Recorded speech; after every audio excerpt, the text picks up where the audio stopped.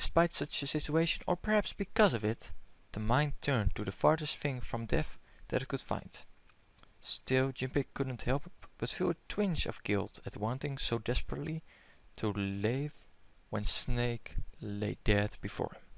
He had to live. He wanted a life again, a life with June in it.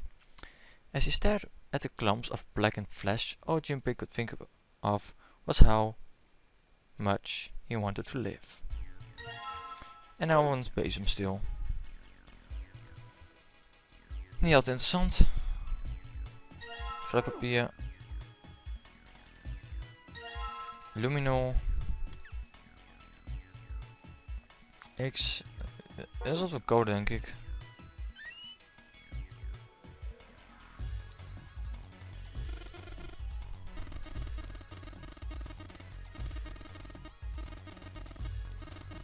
Ja.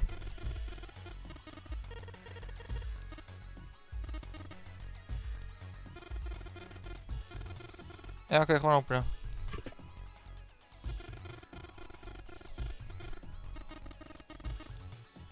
Ja, ik zie het. Screwdriver. Ja, maar.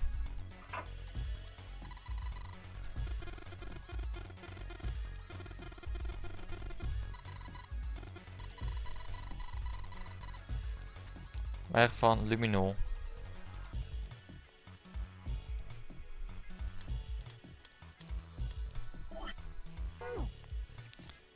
Ah, ja, ook goed.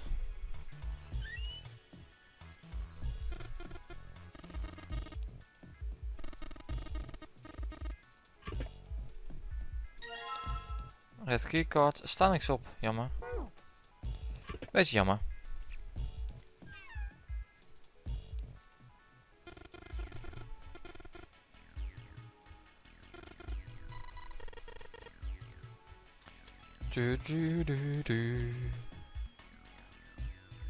The tambourine reader was screwed onto the wall. That meant that Junpei needed to take the screws out with the screwdriver. While he was so engaged, Santa suddenly spoke.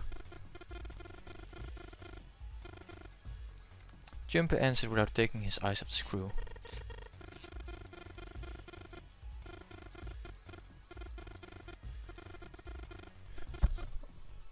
Wauw.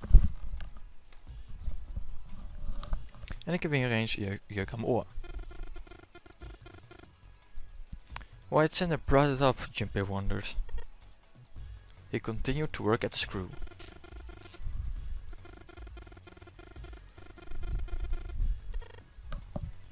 Explosies.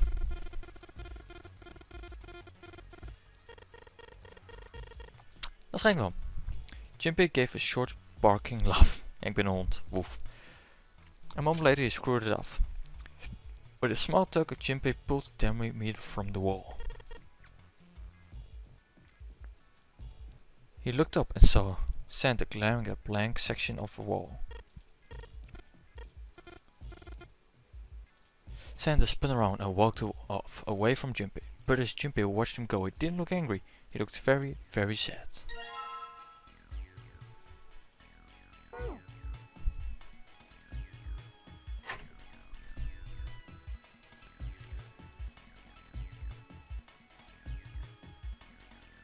Oh.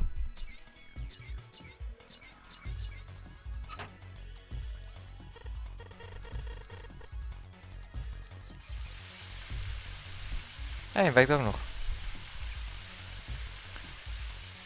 Niet verwacht.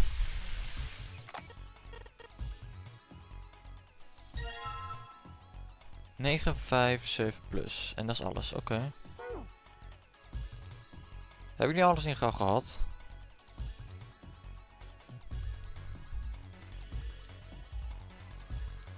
Ja, we dachten van een bucket.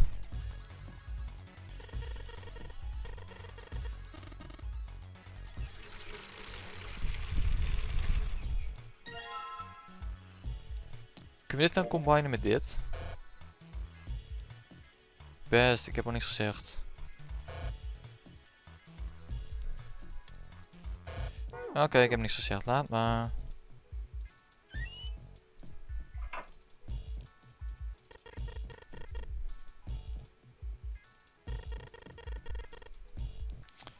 Waarom is het allemaal zo ingewikkeld nou?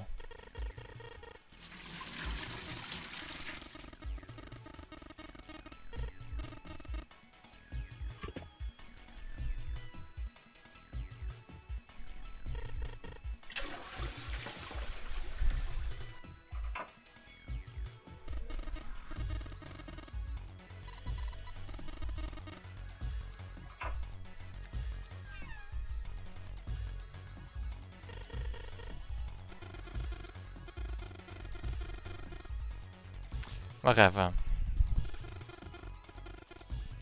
Nee, ik vertrouw je ook niet.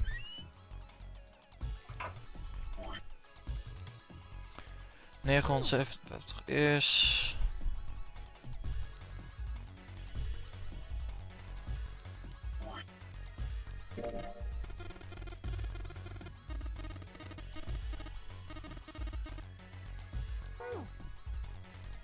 €957 plus 85. Hoofdrekenen. Ik kan het wel, geen probleem. Het is alleen een beetje een drama voor mij om te doen.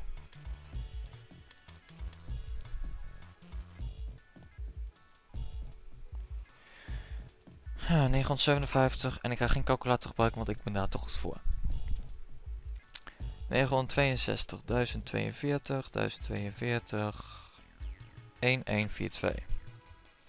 1142. 1142, 1142. 1.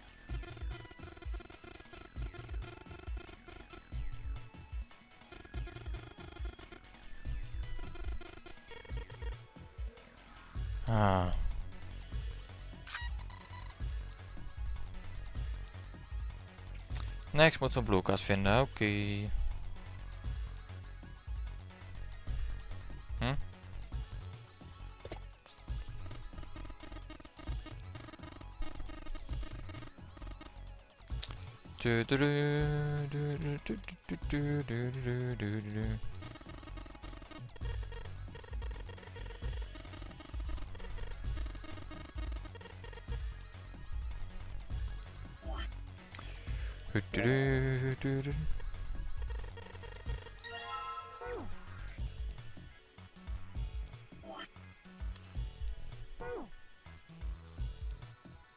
It might flow in water.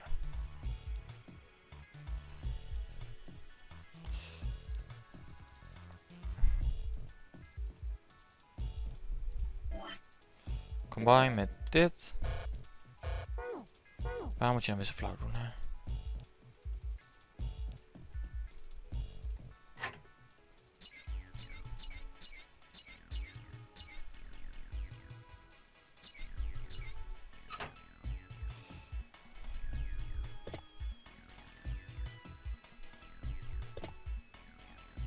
Oké, wat moeten we doen om dit ding aan te doen gooien?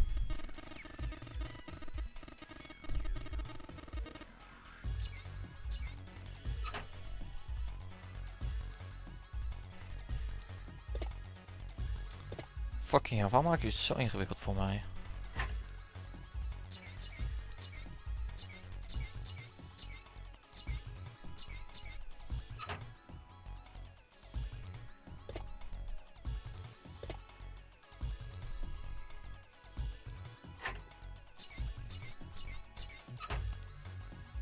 Je moet een beetje combinatie gaan uittesten.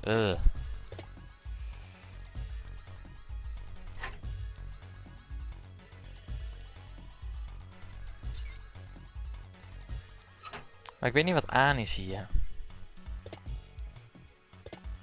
Oké, ga even kijken wat aan is. Eén moment. Oké, was ik weer. Oké, de combinatie is dus links, links, rechts, links, rechts, links.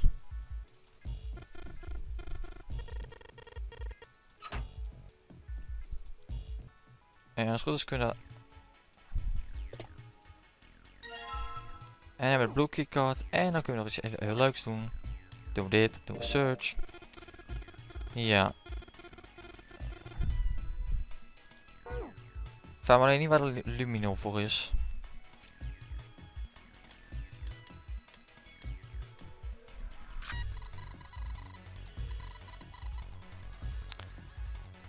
Ja, dat is een leuke gedeelte.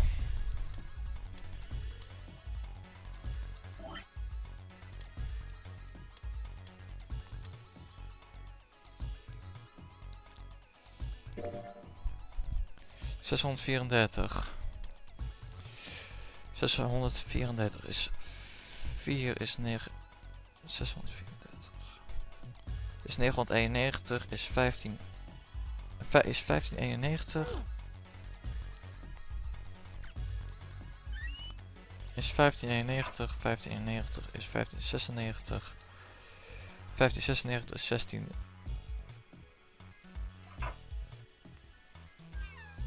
Fuck dit, ik pak maar even een calculator bij. Hoofdrekening kan ik wel, ik moet alleen opschrijven, dat is een van mijn problemen. Ik weet het, dit ding heeft ook een calculator, alleen ik kom er nooit bij met deze calculator.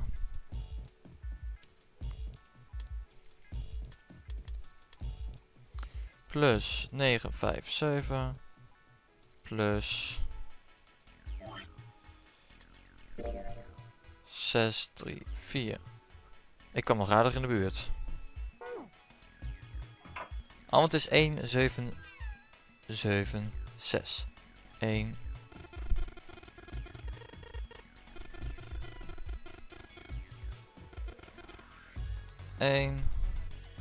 1 1776. Enter.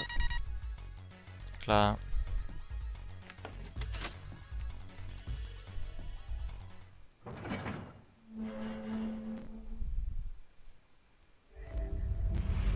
You found it! Outside of the shower room was a hallway that extended off to the left and right. At the right end was a large iron door. He moved a few steps toward the door and Junpei heard the sound of metal on metal. They turned around. Seven was doing something to the door of the shower room.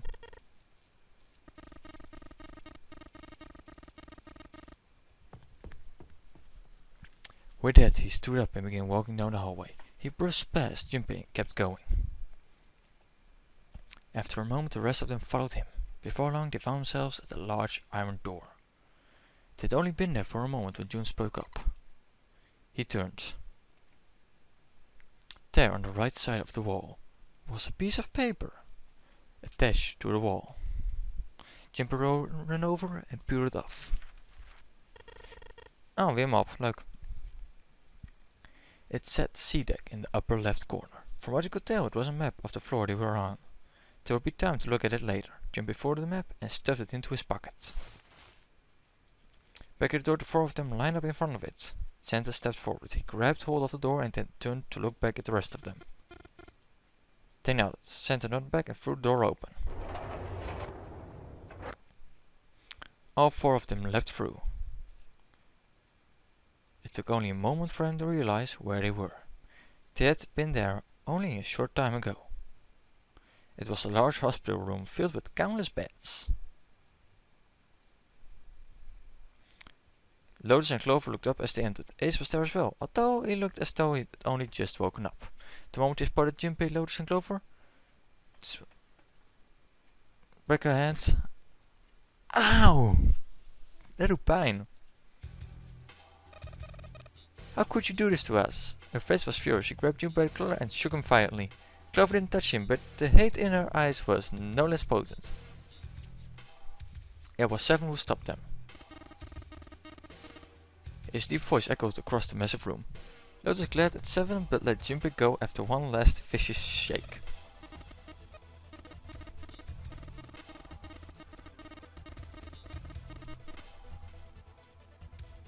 Seven also explained how they might find the power room and how they'd use the broom to ensure the door remained open as well.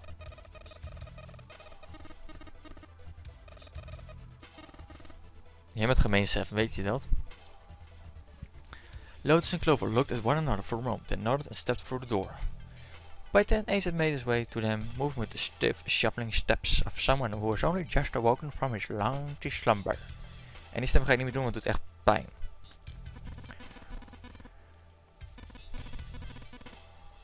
Ace shook his head weakly. Seven nodded. Ace followed Lotus and Clover with a stiff, tired gait. En meer valt eigenlijk niet te doen.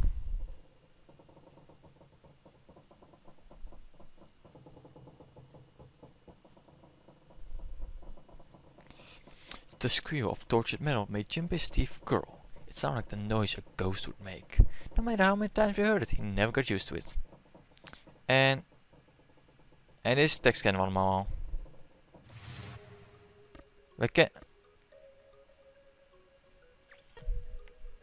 Merendeel van dingen kennen we allemaal al.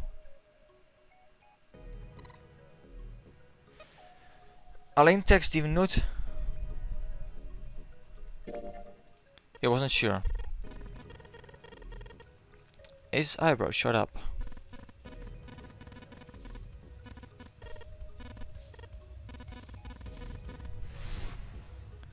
I am Zero, the captain of this ship. The purpose of the game is simple. Leave this ship alive. This ship has begun to sink.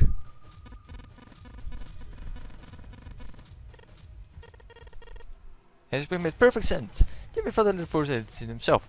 Toegeven, ik zou het ook op zo'n manier wel zien. Suddenly everyone went very quiet. The silence was cold and clammy, and Jimpy could feel it crawling across his back and around his throat and around his dick. Again he heard a ghost moaning noise. And moments later, a person who looked more ghost than human appeared. En deze tekst kennen we ook al. Crazy.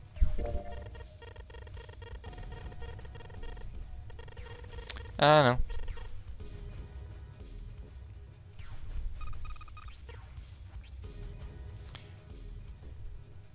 Oké, dat kunnen we niet skippen. Dit is de tekst die we nog niet kennen.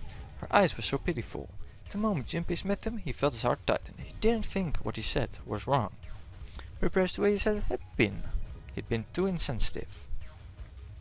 Clover just lost her brother. Nog steeds een nieuwe tekst, jammer. Jimpy barely knew him, and the sight had been enough to make him sick. What Clover had felt, he couldn't begin to imagine.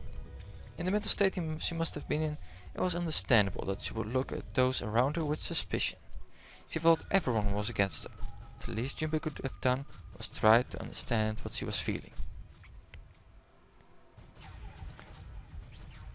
Oh, excuse me. He felt ashamed of what he said. Perhaps he thought he should apologize. But before that apology could begin... Nog steeds nieuwe tekst. Ace had beaten Jimpy to the punch. As he spoke to Clover, his face was calm and friendly.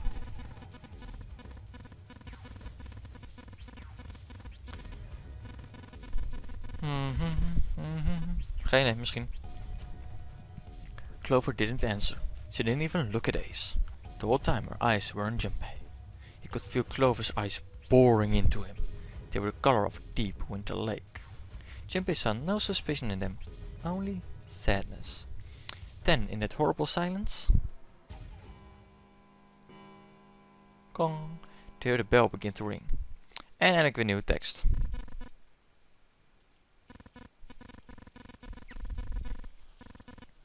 Seven Clover made silent. Their eyes were looking at something else, very far away.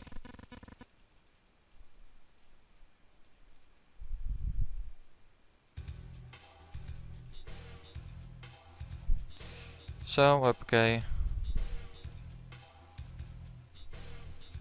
Jimpy stood in front of it with the Mercury keycard. He found the card while investigating the shower room. It made a small beep and the lights on the reader blinked to life. Now they were ready, 7 people, including Jimpy, climbed into the elevator. Wat een gezelligheid zeg.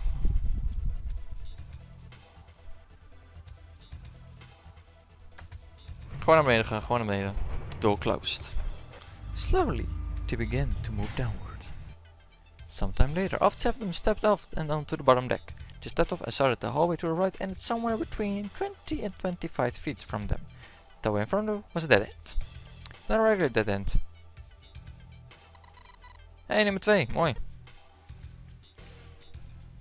Immediately began to discuss who would go through it. The earlier experience had shown them that they would meet again, regardless of which numbers they took. As a result, there were no arguments this time. Instead, they concerned themselves with who would send to investigate what was beyond the door. The first to volunteer was 7. Jimpy followed suit, which meant Lotus was by default the third member. Jij bent fucked, Lotus. 5 plus 7 plus 8 is 20. 2 plus 1 is 2. Alright, okay. June bluffs.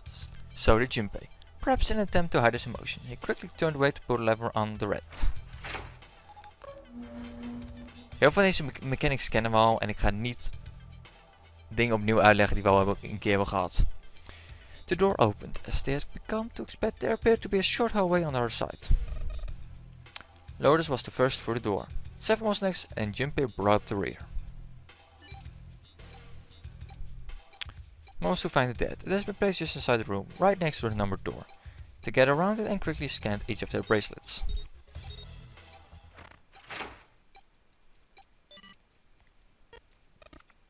It stopped.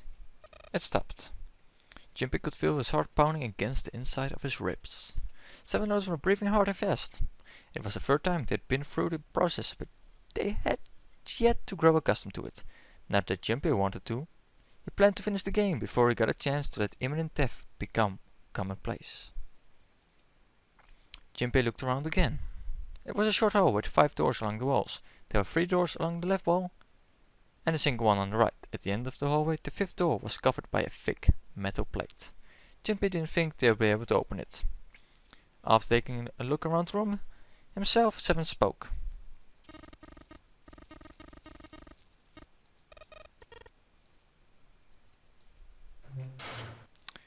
Lotus looked at the door for a moment and headed for the one in the center. At last, Junpei was left alone. He looked intently at the remaining 3 doors.